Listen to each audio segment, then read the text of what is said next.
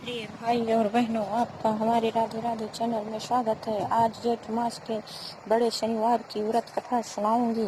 कथा इस प्रकार है। एक समय सूर्य, चंद्रमा, मंगल, बुध, बृहस्पति, शुक्र, शनि, राहु और केतु, इन ग्रहों में आपस में झगड़ा हो गया कि हम सब में से सबसे बड़ा कौन है। सब अपने आप को बड़ा कहते थे। अब आपस में कोई निर्णय ना हो सका तो सबके सब आपस में झगड़ते हुए इंद्र के पास गए और कहने लगे कि आप देवताओं के राजा हैं, इसलिए आप हमारा न्याय करके बतलाएं कि हम 9 ग्रहों में सबसे बड़ा कौन है। राजा इंद्र इनका प्रश्न सुनकर घबरा गए और कहने लगे कि मुझे यह समर्थ नहीं है जो किसी को बड़ा या छोटा बताऊं। मैं अपने मुख से कुछ नहीं कह सकता, किसी को बड़ा या छोटा बताऊं। मैं अपने हूँ। हाँ, एक उपाय हो सकता है। इस समय पृथ्वी पर राजा विक्रमादित्य दूसरों के दुखों का निवारण करने वाले, इसलिए तुम सब मिलकर उन्हीं के पास जाओ, वहीं तुम्हारे दुखों का निवारण करेंगे। ऐसा वचन सुनकर सभी ग्रह देवता चलकर भूलोक में राजा विक्रमादित्य की सभा में जाकर उपस्थित हुए और अपना प्रश्न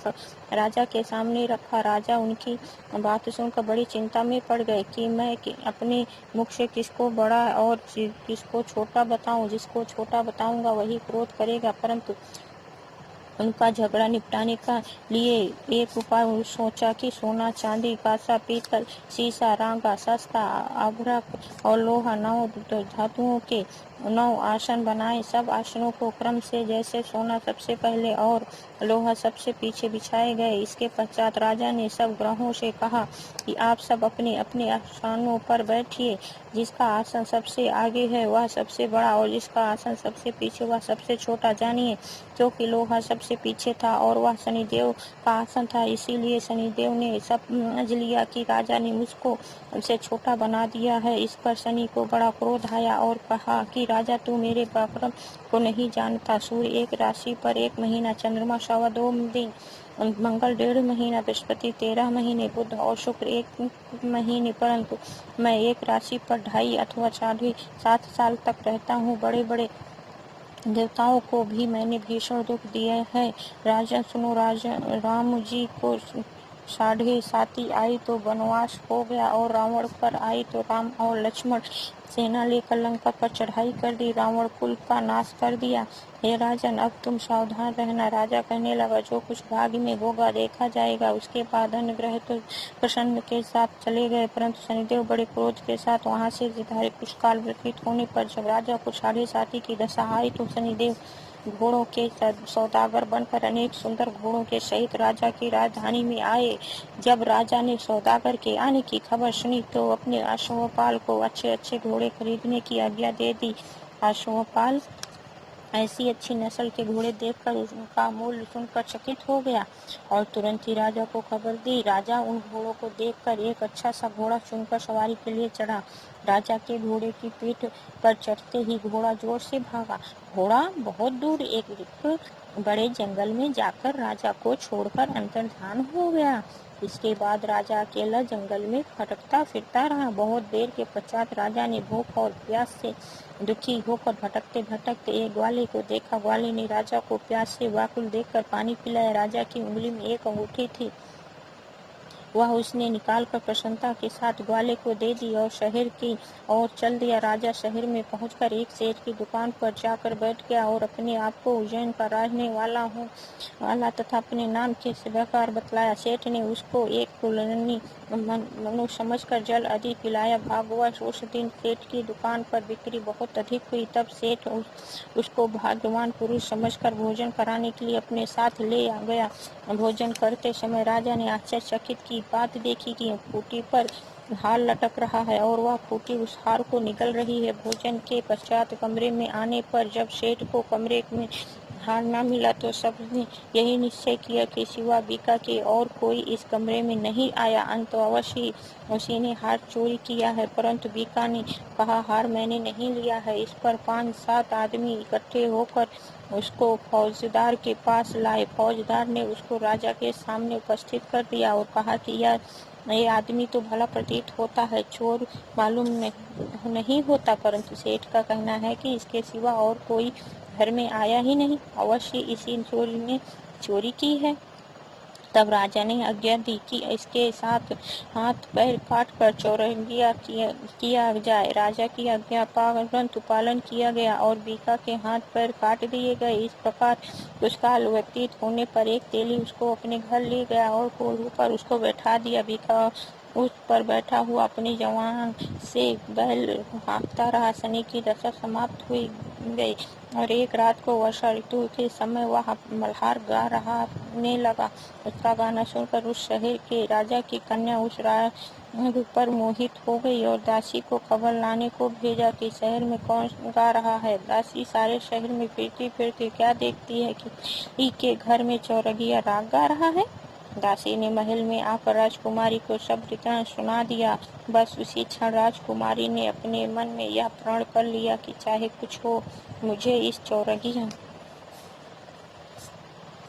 के साथ विवाह करना है। परंतु काल होते ही जब दासी ने राजकुमारी को जगाया चाहा तो राजकुमारी आंखें व्रत लेकर पड़ी रही।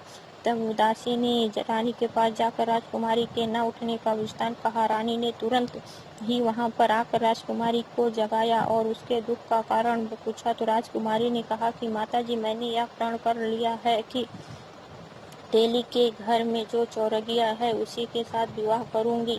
माता ने कहा, पगली, यह क्या बात कह रही है? तेरा किसी देश के राजा के साथ विवाह किया जाएगा। कन्या कहने लगी कि माताजी, मैं अपना प्राण कभी नहीं छोड़ूंगी। माता ने निश्चित होकर यह बात राजा को बताई। जब महाराजा ने भी आकर समझाया कि मैं अभी देश देशांतर में अपने दूत भेजकर सुयोग व रूपवान एवं बड़े से बड़े बूढ़ी राजकुमार के साथ तुम्हारा विवाह करूंगा, ऐसी बात सुनकर कभी नहीं विचरनी चाहिए।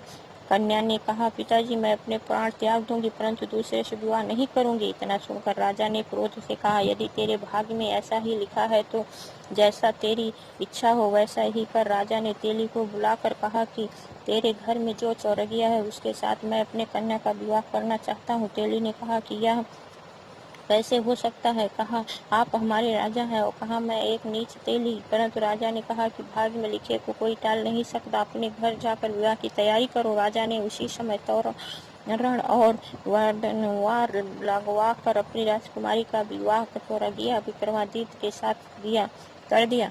रात्रि को जब विक्रमादित्य और राजकुमारी महल में सोए तो आधी रात के समय शनिदेव ने विक्रमादित्य को सपने में दर्शन दिया कि राजा, कहो तुझको छोटा बतलाकर तुमने कितना दुख उठाया। राजा ने क्षमा मांगी। शनिदेव ने प्रसन्न होकर विक्रमादित्य को हाथ पैर दिए। तब राजा ने कहा, महाराज, मेरी प्रार्थना स्वीकार करें। जैसा दुख आपने मुझे दिया है ऐसा और किसी को न दे। शनिदेव ने कहा कि तुम्हारी यह प्रार्थना स्वीकार है। जो मनुष्य मेरी कथा सुनेगा या कहेगा उसको मेरी दशा में कभी किसी प्रकार का दुख नहीं होगा और जो नियत ही मेरा ध्यान करेगा या चींटियों को आटा डालेगा उसके सब मनोरथ पूर्ण होंगे। इतना कहकर शनिदेव अपने धाम चले गए। राजकुमारी की आंख खुली और उसने राजा के हाथ पांव देखे तो उसे बड़ा आश्चर्य हुआ। उसको देखकर राजा ने अपना समस्त हाल कहा कि मैं उज्जैन का राजा विक्रमादित्य हूँ। यह बात सुनकर राजकुमारी अंतर प्रसन्न हुई।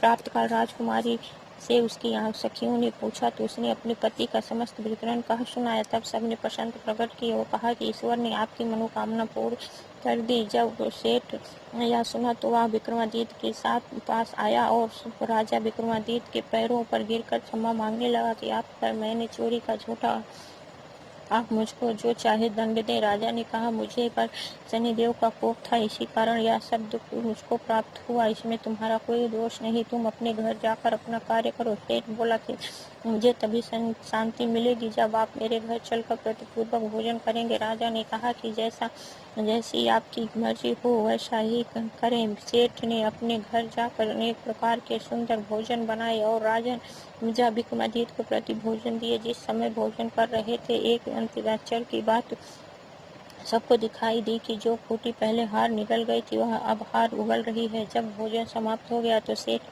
हाथ जोड़कर बहुत सी मोहरे राजा को भेंट की और कहा कि मेरे श्री कंवरी नामक एक कन्या है, उसका परिग्रहण आप करें। इसके बाद सेठ ने अपने कन्या का विवाह राजा के साथ कर दिया और बहुत सा दान दहेज आदि दे दिया। इस प्रकार कुछ कुछ दिनों तक वहां निवास करने के पश्चात विक्रमादित्य ने शहर के राजा से कहा कि अब मेरी उज्जैन जाने की इच्छा है। फिर कुछ दिन ये बाद विदा लेकर राजकुमार माधवी सेठ की कन्या से कुंवारी तथा अनेक दास दासी और रथपालिकों सहित विक्रमादित्य उज्जैन की तरफ चले। जब शहर के निकट पहुंचे और पूर्ववासियों ने राजा के आने पर का स्वाद सुना तो समस्त उज्जैन की प्रजा अगवानी के लिए आई। तब बड़ी प्रसन्नता से राजा अपने महल में पधारे। सारे शहर में बड़ा भारी उत्सव मनाया गया और रात्रि को दीपमाला की गई। दूसरे दिन राजा ने शहर में यह घोषणा करा कि शनि देवता का रोह में सर्वोपरि है। मैंने इनको छोटा बतलाकर इसी से मुझको यह दुख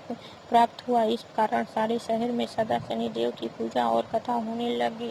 राजा और प्रजा अनेक प्रकार के सुख भोगती रही। जो कोई शनिदेव की इस कथा को पढ़ता या सुनता है, शनि देव की कृपा से उसको सब दुख दूर हो जाते हैं। शनिवार की कथा को व्रत के दिन अवश्य पढ़ना चाहिए। ओम शांति, ओम शांति, ओम शांति, शांति शांति, ओम। यह कथा आप सबको पसंद आई हो तो इसे लाइक करें, सब्सक्राइब करें और यह वीडियो और दूर तक फैलाइए, जैसे इस कथा की कृपा से सबको और शांति मिल सके। जय श्री कृष्णा, राधे राधे।